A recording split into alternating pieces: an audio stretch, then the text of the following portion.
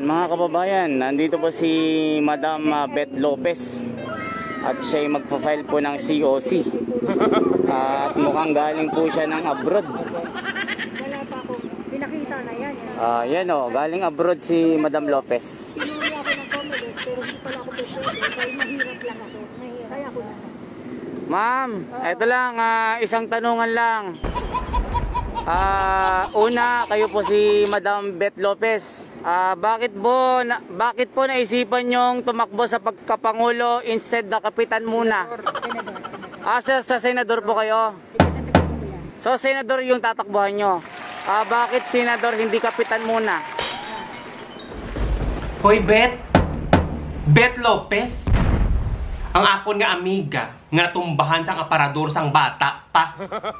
Pero antes na kamo ipakilala, syempre manamyawan na mga taga Saudi Arabia may nga daw sa inyo. Tani, kamo naman ang arsa mayo kayong tangan. Madaming salamat sa inyo nga paglantaw. Kag pagpadayon niyo pagsuporta sa akon yung mga video. Sa halong gid kamo dira.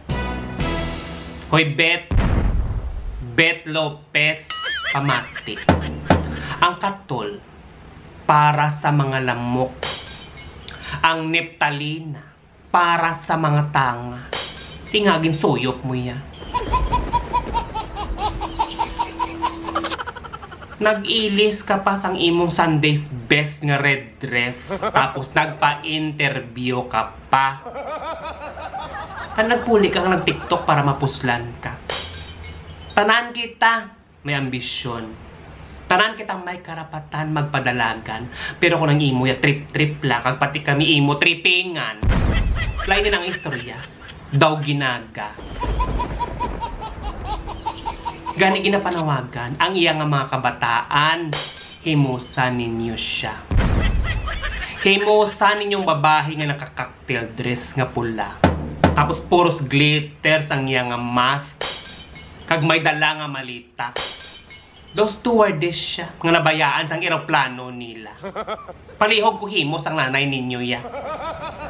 Hala si Gigwa lang tawa. Gensuhot naman siya sang hangin. May tani kung mautot niya. Pero kung hindi, madugang naman ang pagkabuang niya.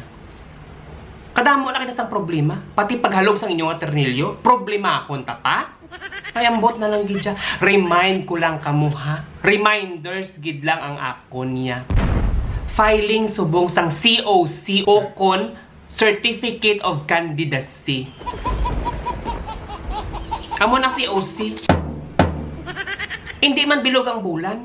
Tingaa, naggirinuha ang mga aswang kag mga buang.